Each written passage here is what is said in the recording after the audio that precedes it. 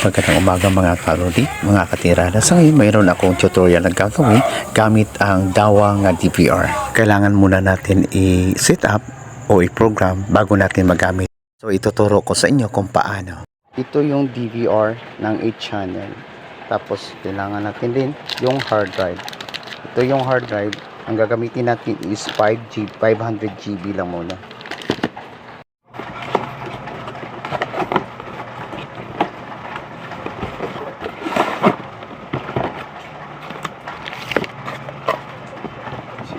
Ako.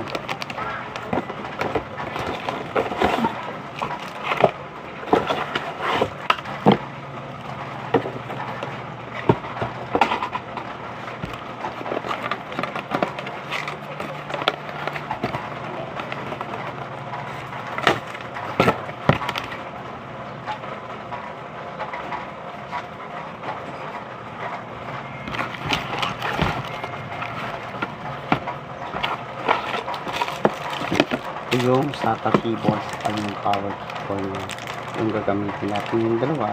Buksan natin yung DVR, tapos yung power supply ng DVR at yung mouse.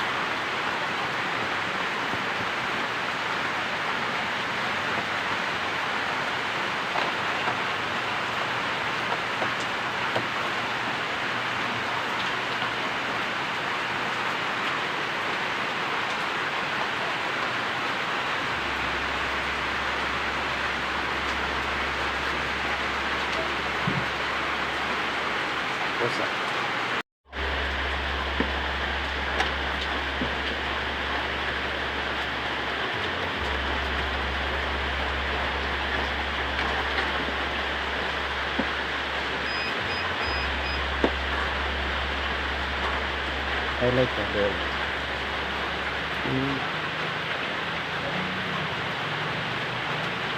Ang tao, hanapin niyo yung tubig taste dito.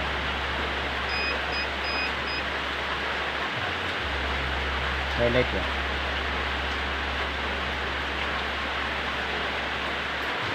So, bring it at mix.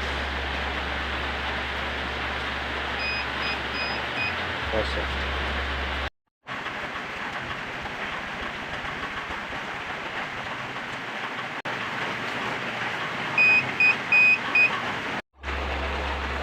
So pagkatapos mo ma-set up doon, kailangan mong i-agree yung agreement. I-check mo.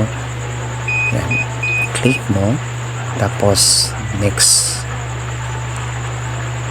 Pagkatapos niyan, kailangan mo gawan mo ng password o depende sa inyo kung anong password ang gagamitin mo. Dito gumawa ako ng admin 123 lang, depende sa inyo kung anong password ang gagamitin mo. So dito tutorial lang to, admin 123, tatong beses admin 123, then next. Then ito na side is yung pattern niya, nasa inyo kung anong gusto nyo yung pattern. Dito ang gagawin ko is L dito na side, pangalawang beses mong gagawin yan.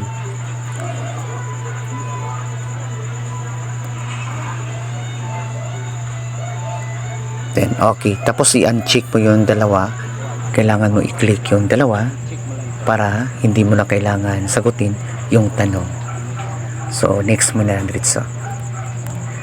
Then dito na side, kailangan mo i-check yung IP address kung nakakunik sa modem router, kasi kailangan natin i-online. Pero kung di pa siya nakakunik sa modem router, so pwede mo siya i-check yung DSCP para kung makakunik na siya sa wifi, automatically papasok yung IP address ng modem router sa DVR. So next mo. So ito yung kalabasan after sa okay. So kailangan natin i-next. Okay. Kailangan siya, bago mo magawa namin, kailangan naka-online na dito. So, naka-online siya. Ito hindi ko nakakunik sa wifi, offline. Kung nakakunik siya sa wifi, sa modem router, ako dalik sa DVR, maka-online ako. Tapos, i-copy paste mo to. I-zoom mo sa may QR para malabas yung QR number niya. Tapos, ma-i-online na sa cellphone mo. Kung meron ka na ng apps niya, naka-download na sa CP mo. So, after this, kailangan mo i-check yung next. Okay.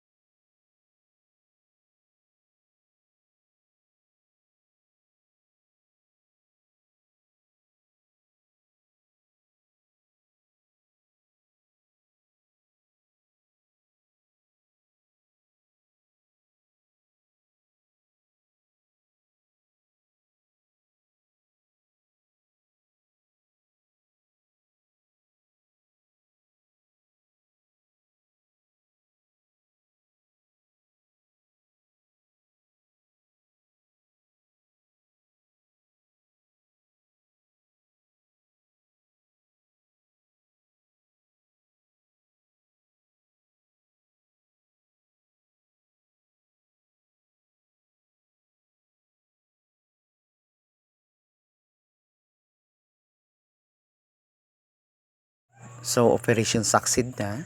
Pwede siya lagyan ng mga CCTV camera. Okay, thank you for watching.